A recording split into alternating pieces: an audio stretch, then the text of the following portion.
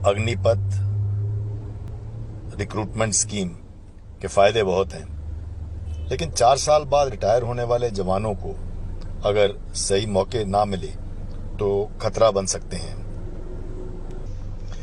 केंद्र सरकार ने हाल ही में अग्निपथ स्कीम लॉन्च की है।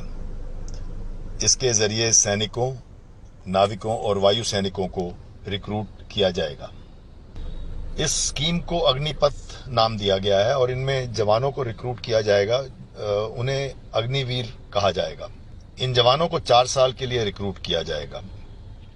इनमें पेंशन से जुड़े कोई बेनिफिट नहीं होंगे, लेकिन सैलरी का कुछ हिस्सा कटेगा जो बाद में एक मुश्त दिया जाएगा।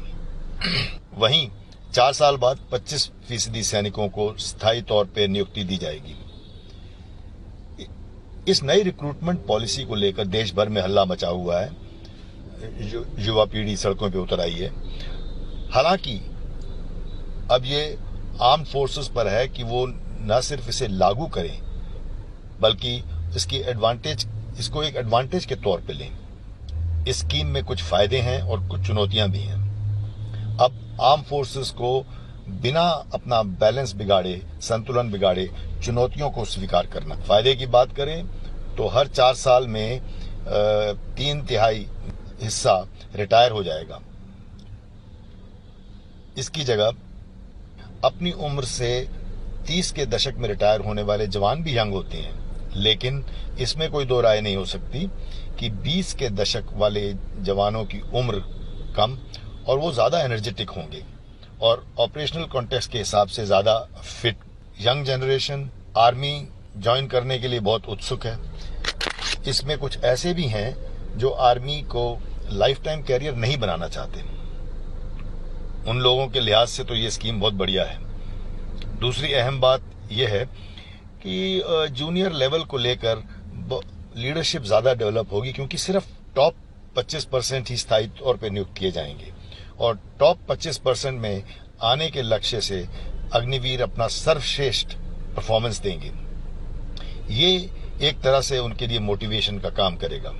अभी डिफेंस बजट का 80% से ज्यादा सैलरी और पेंशन में जाता है। इतने बड़े खर्चे के बाद सेनाओं में मॉडर्नाइजेशन के लिए, आधुनिकीकरण के लिए कम बजट रह जाता है। नई स्कीम से सैलरी और पेंशन का खर्चा बचेगा। हालांकि इसकी कुछ चुनौतियां भी होंगी। एक जवान को तैयार करने में रिक्रूट ट्रेनिंग सबसे पहला स्टेप होता है।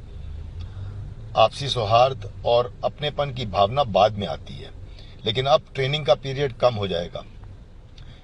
इसे फोकस ट्रेनिंग के साथ और कुछ और इनोवेटिव मेथड्स भी हमें तलाश करने होंगे। 4 साल के बाद जवान अपने फ्यूचर को लेकर चिंता में हो सकते हैं, लेकिन एक डिसिप्लिन और मोटिवेटेड कैंडिडेट को एम्प्लॉयमेंट ढूंढने में दूसरे कैंडिडेट्स के मुकाबले कोई परेशानी नहीं होनी चाहिए। वो ज्यादा सक्षम होंगे। फिर भी जॉब की कोई गारंटी तो नहीं दी जा सकती।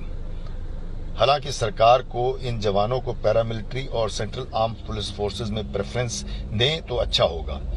ये विन विन सिचुएशन होगी, क्योंकि जवानों को जॉब मिल जाएगा और फोर्सेस को, यानी कि सेंट्रल आर्म पुलिस फोर्सेस को एक ट्रेन्ड सोल्जर मिलेगा। इसके जरिए सरकार की मंशा सोसाइटी में एक सोल्जर्स का फैलाव कराने की भी है, एक डिसिप्लिन सोसाइटी बनाने की भी है। इससे सामाजिक गुणवत्ता बढ़ने की संभावना है, लेकिन ऐसा करने के लिए जरूरी है कि ये युवाओं को रोजगार के सही अवसर दिए जाएं, वरना एक बेरोजगार ट्रेन्ड सोल्जर सोसाइटी के लिए खतरा भी बन सकता है। अग्निवीर तो एक फुल टाइम सोल्जर की तरह सौहार्द, लॉयल्टी और मोटिवेट करना भी एक चुनौती होगी। फौजी जवान अपनी पलटन की इज्जत के लिए और नाम, नमक, निशान, नाम यानी रेजिमेंट, नमक मतलब देश और निशान मतलब पलटन के झंडे के लिए जान देता है। मुझे यकीन है कि सेना का नेतृत्व साधारण गुणवत्ता वाला है और वो बहुत जल्द ही नई परिस्थितियों में खुद को ढाल लेंगे। जरूरत पड़ने पर सरकार मध्य क्रम में सुधार लाने के लिए भी सहमत है। ये एक स्वागत योग्य कदम है। नए रिफॉर्म का स्वागत करते हुए हमें इन्हें आजमाना चाहिए। जरूरत पड़े तो संशोधन किए जा सकते हैं। सेना का नेतृत्व इसे बिना बैलेंस बिगाड़े लागू करे, ये उनके लिए एक बहुत बड़ी जिम्मेदारी है, क्योंकि हमारे दोनों पड़ोसी देश हमारे लिए एक चुनौती हैं। दोनों के हमारे एक्टिव बॉर्डर्स हैं और दोनों ही न्यूक्लियर पावर से लैस हैं। जय हिंद।